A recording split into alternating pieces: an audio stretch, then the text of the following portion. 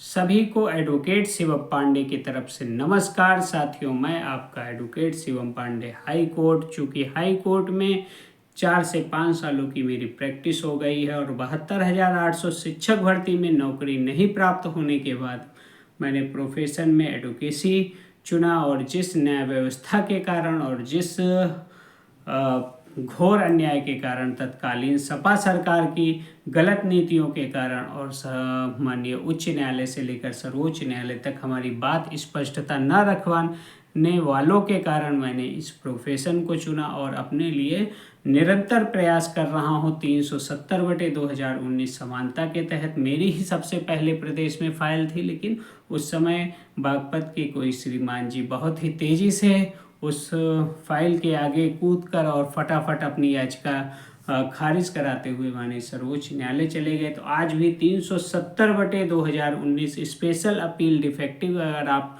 Lucknow bench में देखेंगे तो मेरी याचिका आज भी पेंडिंग हुई है। इसी कारण से उस याचिका पर फिर वर्क करना मैंने छोड़ दिया था और धीरे धीरे 12/091 संबंधी जो कार्रवाइयाँ थी प्रत्येक स्तर पर धीरे धीरे सर्वोच्च न्यायालय और उच्च न्यायालय तक हर एक जगह पर मैं उपस्थित रहा हूँ कि हाँ 97, 105, 90, 105 के साथ अन्याय ना हो जाए। और जो 1100 पेटिशनर्स में से 839 लोग ऐसे चयनित हैं जो बहुत ही कम कट ऑफ पर चयनित है माननीय सर्वोच्च न्यायालय के आदेश के बाद, उन पर भी बराबर नज़र बनाए रखते हुए मैंने नॉन काउंसिल्ड वाले सभी साथी जो मेरे साथ जुड़े हुए थे उनकी एक स्पेशल अपील विशेष याचिका अनुज्ञा से डाल रखी है। और उस पर मुझे कोर्ट को यह भी कन्वे करवाना है कि 83 नंबर तक का लड़का चयनित है और जो 2011 टेट में पार्टिसिपेट नहीं किया था, 2012 के आवेदन में ही पार्टिसिपेट किया था, वह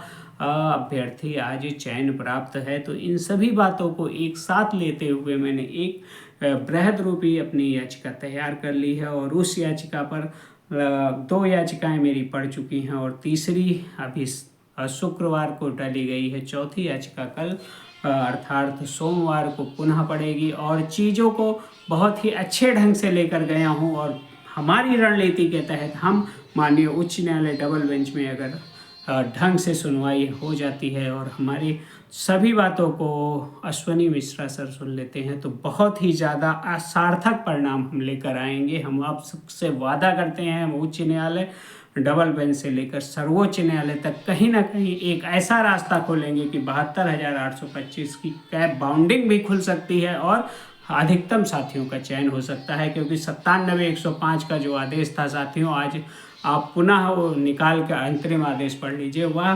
काउंसलिंग और नियुक्ति के लिए आदेश था, ना कि जो है 5% अगली डेट पे रिलैक्सेशन के लिए था। लेकिन सरकार अपने चाल में हर एक जगह कामयाब रही है। सिर्फ और सिर्फ जिन पर मैंने भरोसा किया उन्होंने हम लोगों के लिए न कार्य करते हुए सिर्फ एडहॉक नियुक्ति को मौलिक नियुक्ति बनाने का ही कार्य किया है और पैरवी में शिथिलता बढ़ती है। दूध का जला छाछ भी फूंक फूंक कर पीता है, उसी तरीके से मैं अपनी हर एक प्लानिंग को आगे बढ़ाते हुए आगे बढ़ रहा हूँ। शेष ईश्वर की इच्छा और हमारा प्रारब्ध है और भविष्य जाने, लेकिन परिश्रम में कोई कमी नहीं होगी। आप सभी को अयोध्या धाम के एडवोकेट शिवम पांडे की तरफ से नमस्कार। जय श्री राम, जय हनुमान, जय महाकाल। आप सभी का दिन शुभ हो। आने वाले समय में सहायक अध्यापक के रूप में बेसिक शिक्षा परिषद में चयन प्राप्त हो, इन्हीं शुभकामना के साथ पुनः नमस्कार, धन्यवाद।